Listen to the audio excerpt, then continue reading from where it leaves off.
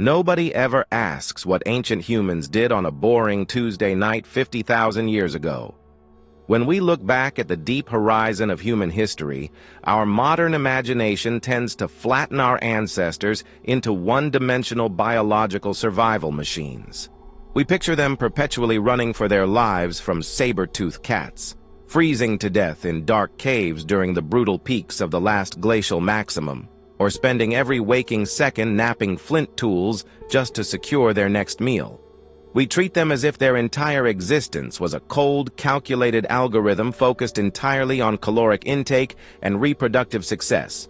But the archaeological and anthropological records paint a radically different story. Our ancestors were not robots. They possessed the exact same neurological architecture that you and I do today. They felt anxiety. They experienced existential dread when staring into the night sky. They got stressed after a grueling and unsuccessful hunt. And more than anything else, they got incredibly bored. And when an organism with a highly developed, hyper-imaginative brain gets trapped in a state of chronic prehistoric isolation, it seeks an escape. Throughout every continent, across every culture, and spanning back tens of thousands of years before the invention of writing, early humans discovered a terrifyingly beautiful secret. The baseline reality provided by their biology was not enough. They did not just want to survive the physical world. They wanted to systematically alter how their minds perceived it. They sought out the dark corners of their own consciousness, and they used the raw chemistry of nature to break down the walls of their mental prisons. To truly understand how deep this obsession runs, we have to completely destroy one of the most widely accepted myths taught in modern history textbooks.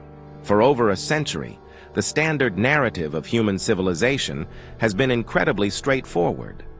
Hunter-gatherers wandered the earth as nomads until someone discovered that planting seeds allowed them to grow wheat. This wheat provided a reliable source of food, which led to the invention of bread. Because bread could feed a stationary population, humans stopped running, built permanent settlements, invented agriculture, and laid down the foundational bricks of modern society. It is a clean, logical, comforting story of rational human progress. The only problem is that the latest cutting-edge archaeological data proves it is completely wrong. We did not settle down and invent agriculture because we were hungry for bread. We settled down and revolutionized the planet because we were desperate for beer. In the Raqefet Cave, located in the Mint Carmel region of modern-day Israel, teams of visionary archaeologists made an earth-shattering discovery. They uncovered deep stone mortars carved directly into the bedrock, belonging to the ancient Natufian culture dating back over 13,000 years. When scientists subjected the residue inside these ancient stone structures to advanced laboratory analysis, they didn't find the chemical signatures of ground flour or baked bread dough. Instead, they found clear, undeniable traces of calcium oxalate. This chemical compound is an unmistakable fingerprint left behind by one very specific human activity: the malting and brewing of primitive beer. Here is the absolute kicker that rewrites human history. This complex brewing operation was taking place thousands of years before humans had ever domesticated wild grains. These prehistoric hunter-gatherers were spending countless hours of grueling physical labor roaming across vast distances to collect rare, wild, uncultivated cereals. But instead of grinding those grains to make a nutritious loaf of bread to feed their starving children, they were intentionally malting them, mashing them, and fermenting them in stone pits to create a primitive, highly intoxicating moonshine. The Natufians were still completely nomadic. They did not have permanent houses, they did not have farms, and they did not have a stable food supply.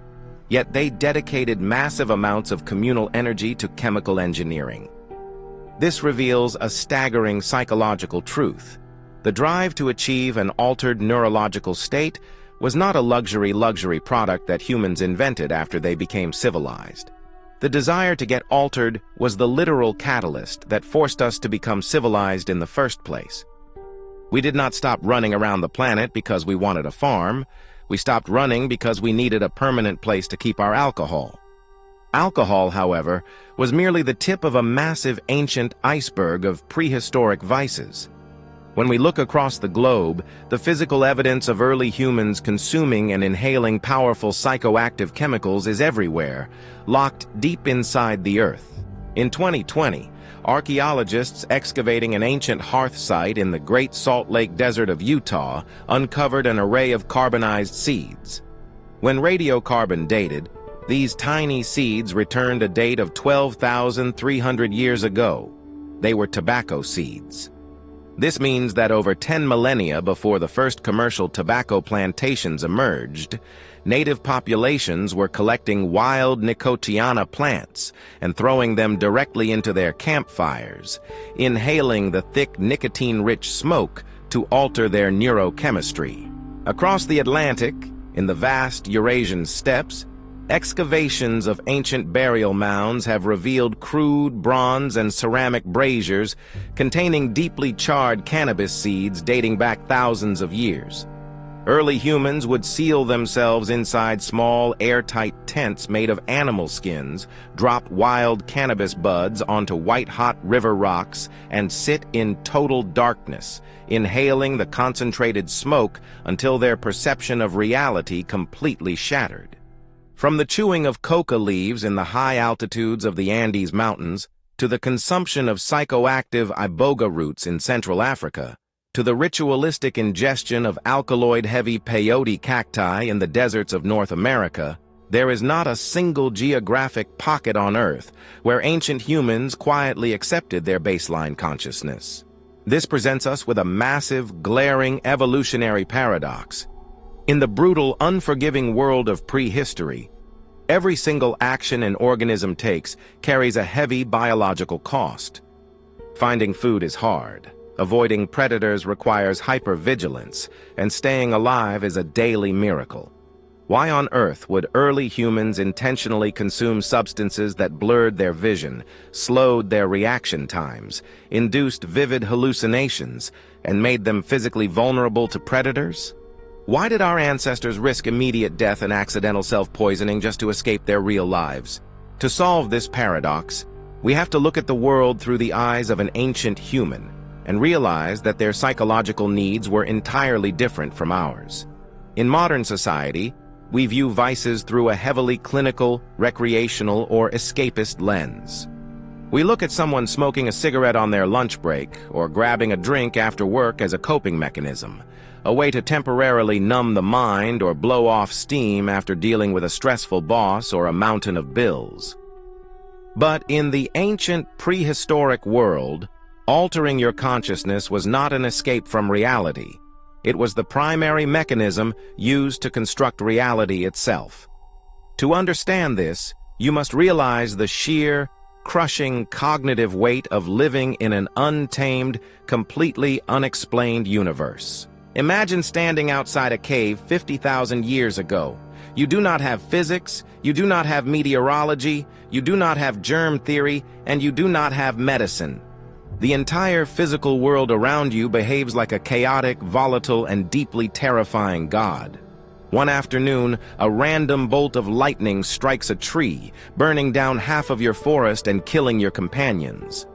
The next month, an invisible, microscopic pathogen sweeps through your tribe, causing your children to waste away and die in agony, and you have absolutely no idea why.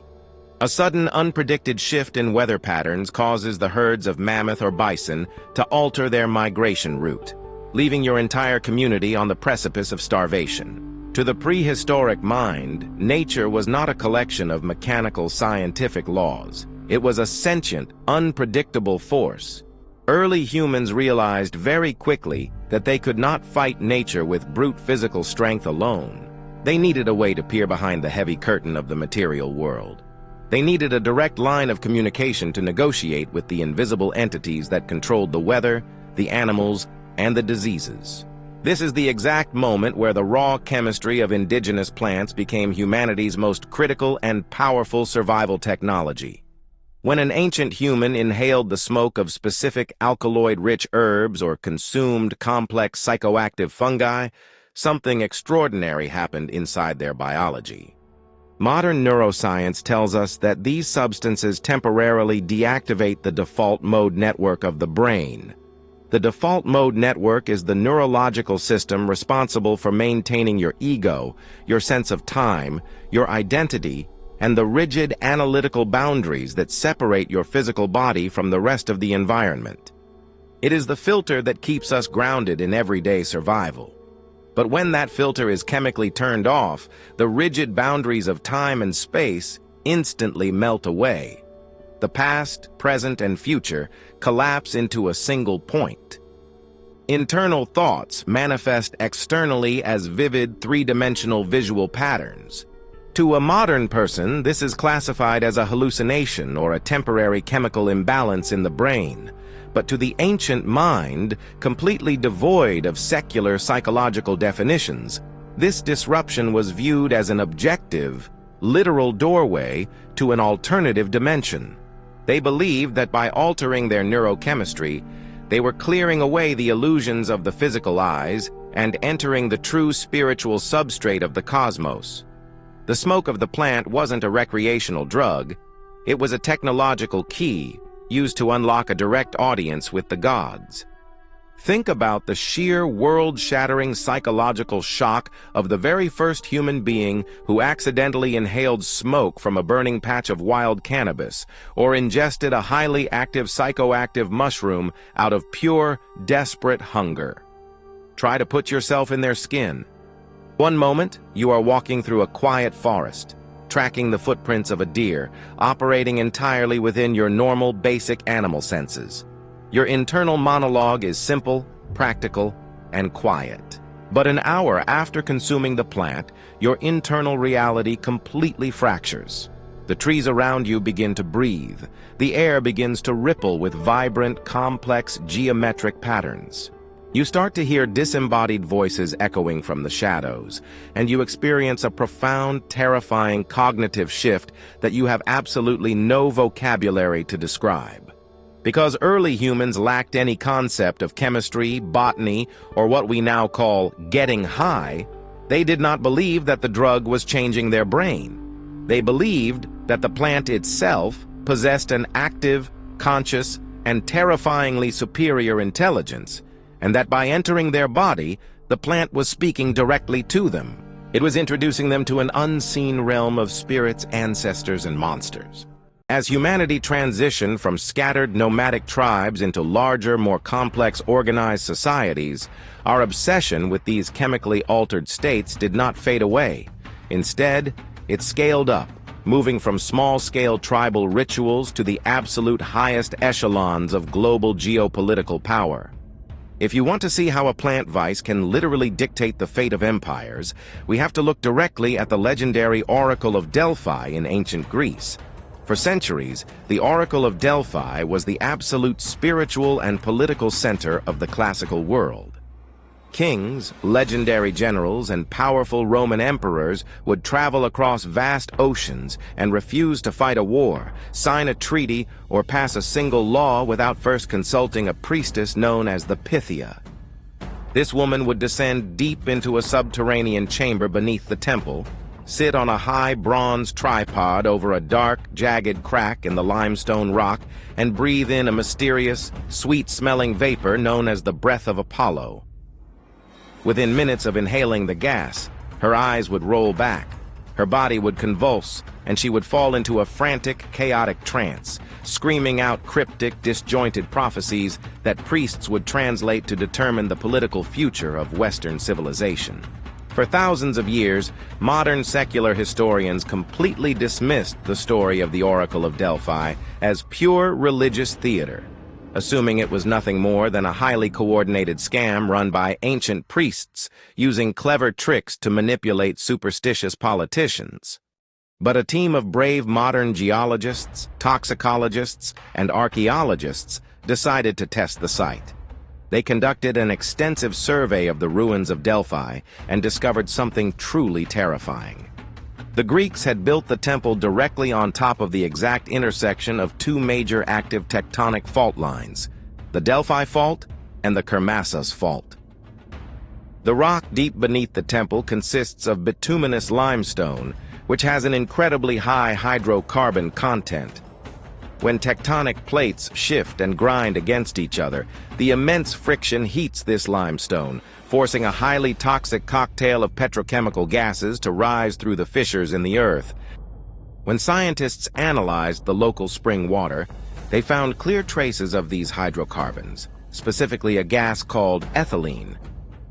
When ethylene is inhaled in a small, enclosed subterranean space, it acts as a powerful anesthetic that produces a profound state of intense euphoria, total physical dissociation, and frantic, terrifying auditory and visual hallucinations. Think about the historical weight of this reality. The entire classical Greek world, the cradle of democracy, philosophy, and Western civilization, was literally directed by the neurological trips of a woman inhaling toxic geological fumes from a fault line. The destinies of millions of people were decided by a drug trip. While the ancient Greeks utilized altered states of mind to build empires and cultivate philosophical structures, other cultures used the brutal chemistry of plants to unleash absolute destruction upon their enemies. Look at the terrifying legacy of the Norse Berserkers. These were the legendary elite shock troops of the Viking Age, warriors who entered the battlefield in a state of sheer demonic frenzy. Contemporary accounts written by horrified Christian monks describe the Berserkers as men who fought completely naked, or wearing nothing but the skins of wolves and bears, entirely howling like wild beasts. They were seemingly immune to physical pain. Arrows bounced off them, swords cut their flesh but failed to slow them down, and they hacked through shield walls with a terrifying, supernatural physical strength. For centuries, the prevailing theory was purely supernatural. People believed these men were spiritually possessed by the Norse god Odin. But when we look closer through a modern pharmacological lens, the truth is far more biological. Before charging into battle, Berserkers participated in a highly structured ritual where they ingested a potent, toxic cocktail derived from the Amanita muscaria mushroom, the iconic bright red and white spotted fungus found deep within northern European forests. This mushroom contains two incredibly powerful, volatile psychoactive compounds, muscimol and ibotenic acid. When ingested, these neurotoxins act as powerful agonists to the brain's GABA receptors, triggering an acute state of intense delirium, massive visual distortion, and a catastrophic spike in adrenaline production. Simultaneously, the chemical storm completely shuts down the brain's ability to process physical pain receptors. The Berserkers were not fighting with supernatural bravery or divine protection. They were experiencing a violent, drug-induced toxic psychosis that weaponized their nervous systems, turning them into unfeeling, hyper-aggressive killing machines. But here is the dark, existential catch that Mack and Wiriam want you to look at. This state of chemical omnipotence is never free.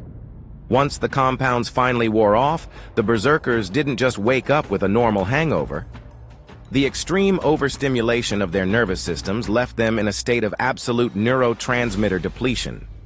They fell into a profound, week-long, paralyzed, suicidal depression, completely unable to move or defend themselves. The neurological debt always has to be paid in full, and nature always collects its interest. This accidental ethno-botanical chemistry didn't just fuel armies or guide politicians, it birthed the earliest foundations of human culture itself. Shamanism, cave art, and the very concept of communal religious rituals were almost always tied directly to these altered states. In fact, many visionary evolutionary archaeologists believe that the elaborate, beautiful animals painted deep inside the darkest, most oxygen-deprived caves of Europe were not just primitive decorations or hunting tallies. They were precise records of intense hallucinations experienced during ritual sensory deprivation. When you sit in total darkness, breathing in heavy carbon monoxide and smoke from a pitch-black cave, your brain naturally defaults to generating entoptic visual phenomena, geometric lattices, floating grids, and morphing animal shapes. Early humans didn't draw what they saw in the real world. They crawled deep into the womb of the earth, altered their minds, and painted the shadows of their own subconscious onto the stone walls. But there is a much darker, deeply unsettling psychological cost to this evolutionary habit. When you intentionally open a door to alter your mind, you lose all control over what walks through it. While these substances allowed ancient humans to invent beautiful myths, connect deeply with their fellow tribesmen, and temporarily reduce their survival anxiety, they also introduced our species to the very first human experiences of psychological horror. Long before modern psychiatry, early humans discovered the nightmare of the bad trip. They encountered profound existential dread and the terrifying, sudden realization of human vulnerability. Without a modern framework of psychology or chemistry, an ancient human experiencing a terrifying mental shift couldn't simply look at a clock and remind themselves that the chemical would wear off in a few hours. To them, the nightmare was an absolute, permanent ontological reality. If the plant spirits turned malicious, you were completely trapped in an internal mind prison with absolutely no concept of an exit, surrounded by the shadows of your own fears. Yet, despite the inherent dangers of permanent madness, psychosis, or physical poisoning, early humans kept systematically pushing the boundaries of their own consciousness. It became a core evolutionary driver. We are the only species on Earth that actively, intentionally, and communally seeks out ways to alter our neurological state. It isn't a modern glitch in our behavior. It is woven directly into our evolutionary DNA.